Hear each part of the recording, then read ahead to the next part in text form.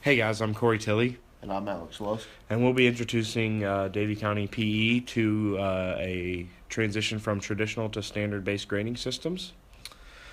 Um, the overview of the traditional grading is that the curriculum is based on lessons taught by the teachers that they choose.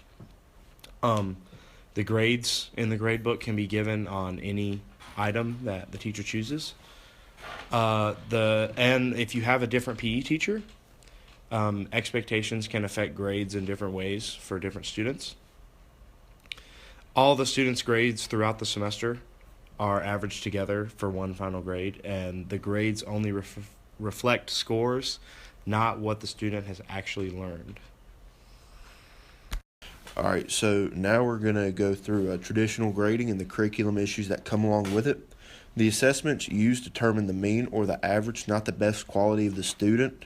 It also puts a lot of information into the gradebook with no real purpose attached to it. It uses a basic assessment like quizzes and tests to determine a student's overall achievement.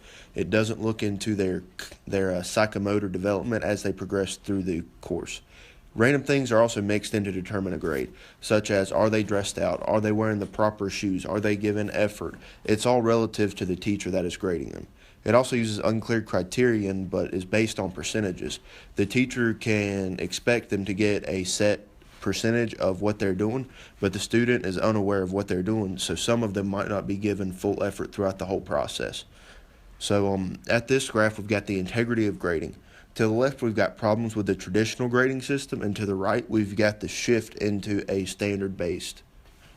We're now going to move into our content standards, lesson content, assessments, and objectives.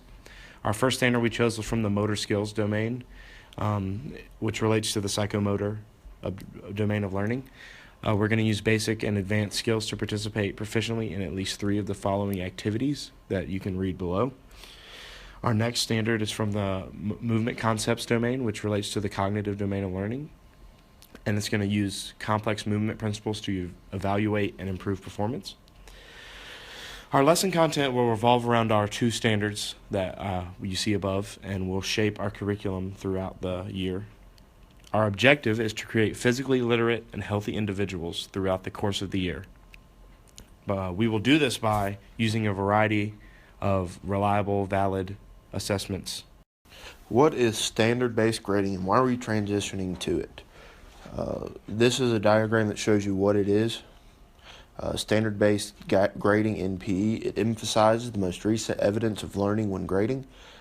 Selected assessments are used for grading. It also measures achievement only or separates achievement from efforts and behavior to make them 2 separate grading areas. Standards are criterion or proficiency-based criteria, and targets are made available to students ahead of time, which means the students are aware what they're being graded on and what the minimum requirement that they are expected to get is. It is also based on learning goals and performance standards as well. We'll now be moving into the advantages to standard-based grading in PE and why we will be using them. The grades the students will receive will now have a deeper meaning based on the standards we establish. We can control the grading practices to which we administer. This will reduce meaningless work because the work will now be based on standards which we have established previously. And this will help teachers adjust their instruction based on the standards to teach what they want to cover.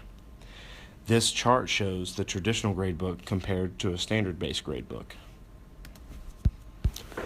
All right, so here we have our resources. These are the main things that we will use throughout the semester to shape how we not only plan our activities, but also how we assess them as well.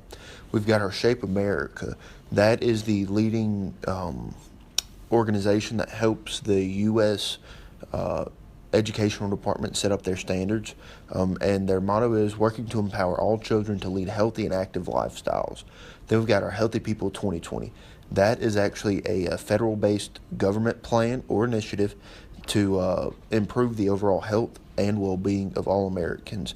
And it has 42 overall topics that can include anywhere from sleep health, which most teens nowadays do not get, to tobacco, to cancer as well.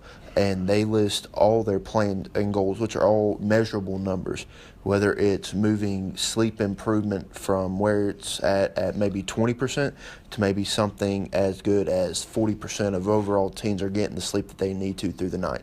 Then we've got our North Carolina Healthful Living Essential Standards. These are what we use to justify our activities and lessons and units throughout our year. If we want to try to teach something new, we have to figure out how it can relate back to these set of standards and if we can use them.